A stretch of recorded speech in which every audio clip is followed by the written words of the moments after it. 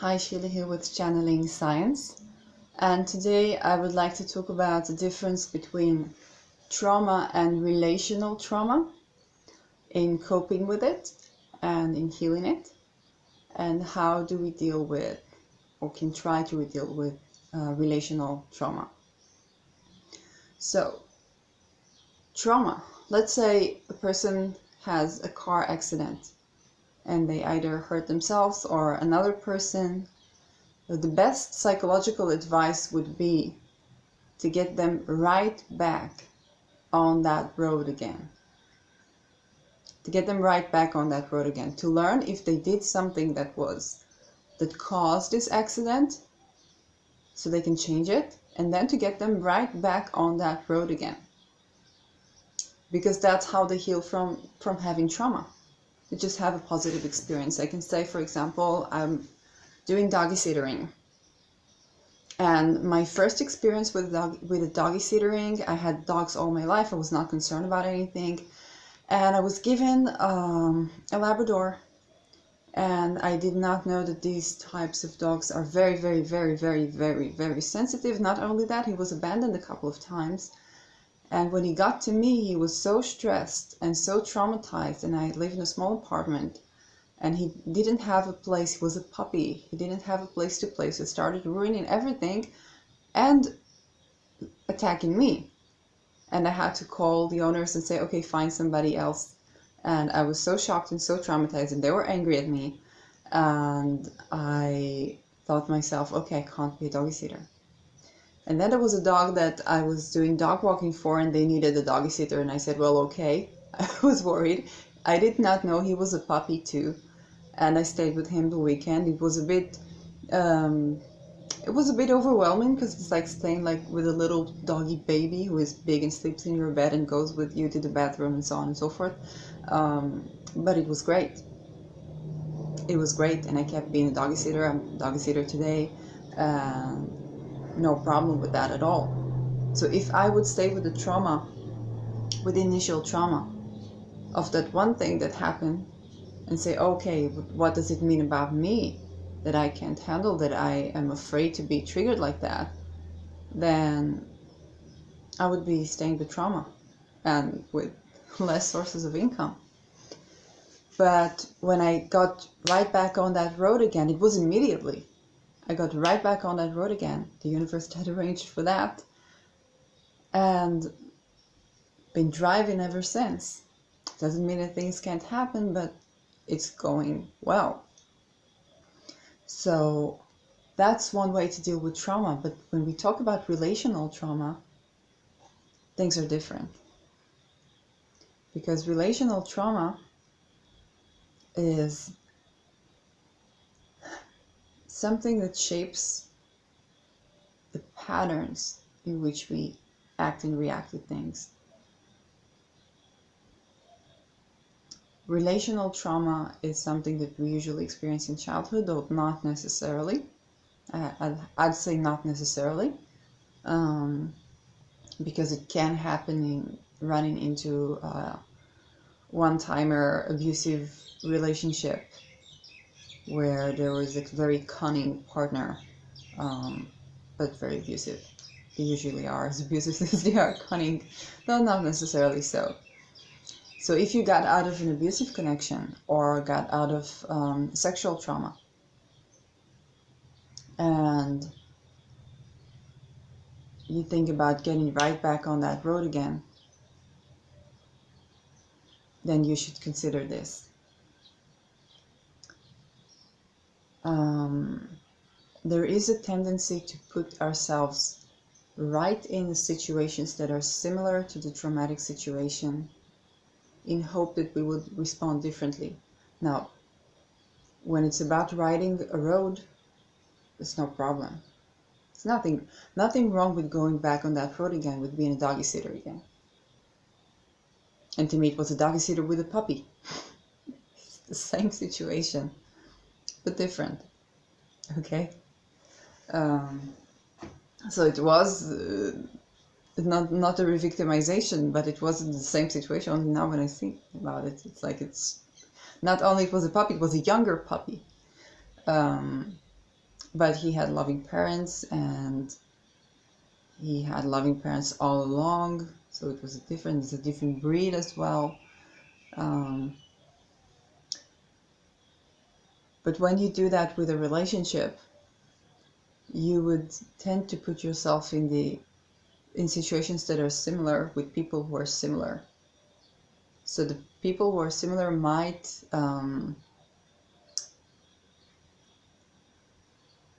come in different shapes or forms. Perhaps if you were with an outgoing person, you would date an introvert, but they still have these abusive traits. Or if you're going with a person, with a man, and then you say, okay, I like both, let's try women. Doesn't matter. It really doesn't. For some people it works, but it's not necessarily that. And when you don't get that, then you can try to get back on that road again, and it would not be the wise strategy for you to do. Before you do a couple of things, you got to be your own best lover before you have sex.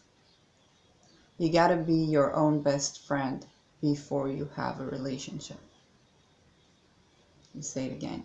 You got to be your own best lover before you have sex. You got to be your own best lover before you have sex. You got to be your own best friend before you have a relationship.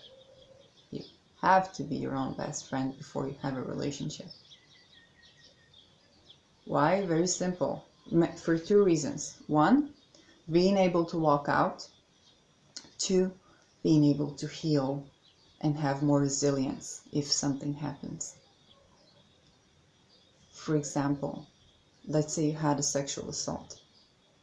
Before you had a sexual assault, before you had a sexual assault, you did not please yourself, you did not enjoy sexual pleasure, you did not know anything about that. You never, people did not speak about sex with you, only just put a condom and something like that, and that's it.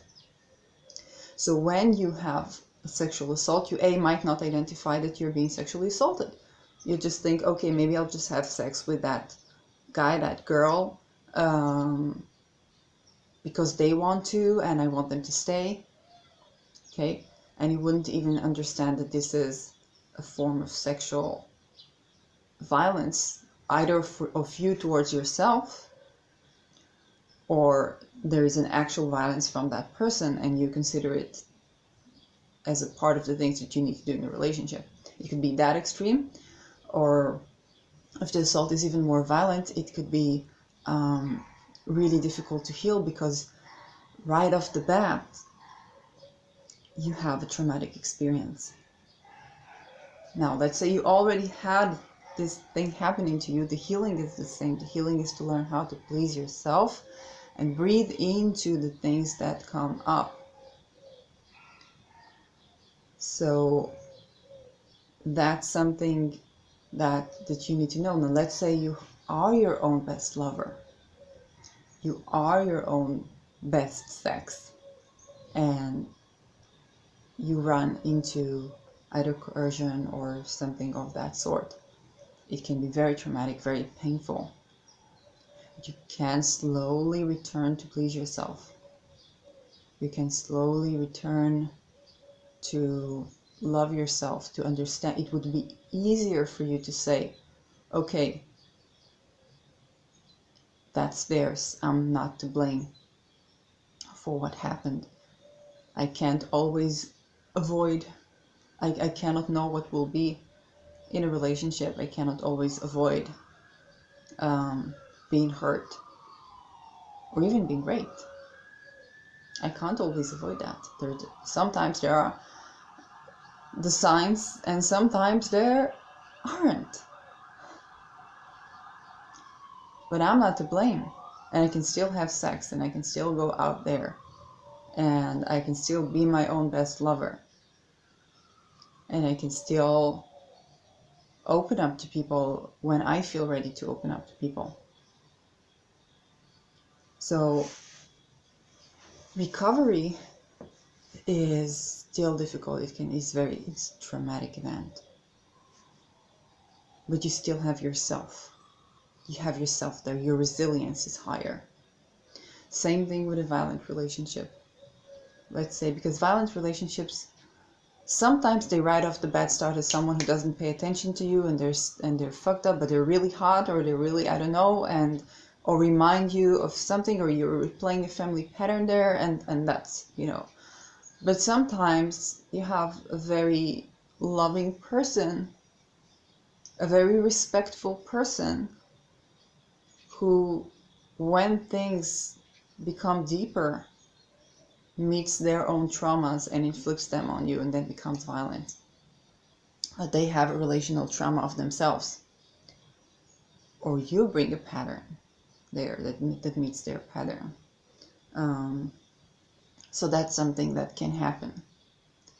And if you're not your own best friend, if you're not loving to yourself, if you don't speak to yourself kindly, if you don't approve yourself, then you might believe you are a problem that needs to be fixed. And when you believe you are a problem that needs to be fixed, or when you're not your own best friend, it's very easy to convince you that you are a problem that needs to be fixed. And then you're going to try to fix yourself with the absolute wrong partner, who is going to make you feel like a problem. Anything you want to change about yourself, you first accept. And accept yourself. Radical acceptance is exactly how you change patterns. For example, when you have borderline patterns or personality disorder patterns. Sorry, that's what it's called in the DSM. That's a really problematic language, I think. But let's say you have a personality disorder. Radical acceptance is how you treat it. So the last thing you want to do is to think, I am a problem. I'm a problem that needs to be fixed. Actually, the only fix is to understand that you're not a problem that needs to be fixed. And when you are your own best friend, let's say you have a pattern, or you have a behavior, or you have whatever, and somebody makes you feel like it is easy, go, wait. I got my own things to learn. I got my own things to work on. I am not a problem that needs to be fixed. And I won't live with someone who believes that. And walk out. That's what happens when you are your own best friend. You understand you are a work in progress. And you're going to work on that work in progress in safe hands. In hands that inspire you. Not put you down. So that doesn't mean that people can't be honest. It doesn't mean that people can't say things as they are to you. But on the other hand, people can say things as they are to you when you know that they are well-meaning and you're well-meaning, and they don't say it in a way that's beating you up, but they just say things as they are. Okay, let's say you tend to be, something gets you in the ego a lot. So they say, okay, when this happens, I notice you get a lot into your ego. And I've been wondering what could help you out of it. Or as a partner, I'd be wondering what could help you out of it. That's more of a communication. But you always get like that when this happens. You always get like that. That's not communication. That's your partner being in their ego. And when you are working on a relational trauma, then the first thing is radical acceptance. You will get into relationships that are not so good for you. You will get into sexual relationships or sexual situations that are not so good for you. And the more you radically accept yourself and let that build, then you understand that your resilience grows as well. It's not just that you're re-victimizing. When you're doing steps towards yourself, you're not just re-victimizing, your resilience grows. Your resilience grows. You love yourself more. You might get hurt. You might find yourself with a partner who's not that fit, but your resilience grows. And you're not that dependent on them being the right fit. This is what eventually helps you identify if you are in a good connection or not, and walk out if you're not, and stay if you are. Because only when you're your own best lover and own best friend, you don't expect them to be that, then you can stay. When you are in a good connection, you can stay and learn how to learn together about sexuality when you're with a partner, or learn together about your love languages and learn to communicate them and do the healthy, dedicated work of relationships. When you are with a partner, you don't expect them to right off the bat know anything that you feel, because the predator will. The predator will know exactly what you're looking for, and this is where you have to be careful with manifestation. That's why I was speaking about the ego and how to know how the other person is in their ego.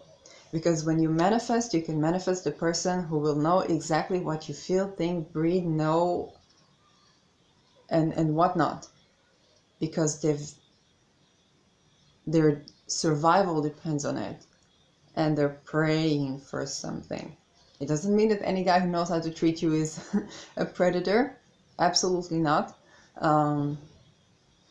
But you do need to be careful with manifesting only the good things, because a predator will know you inside out.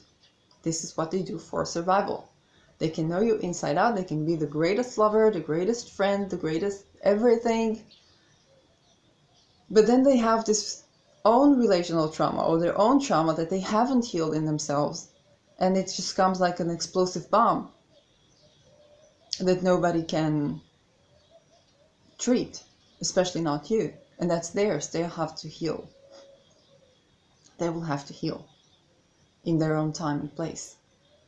But if at first they're going to come off and they're going to show you everything because they're as needy of disapproval as you are. And then there's a side inside them that wants to destroy you, to downright destroy you in every single way. And if you're not your own best friend and you're not loving yourself unconditionally, you would not be able, you would be confused, you would be in cognitive dissonance, you would be confused, basically. You would be confused by them. Well, there's nothing to be confused by. They're a person as any person with a relational trauma.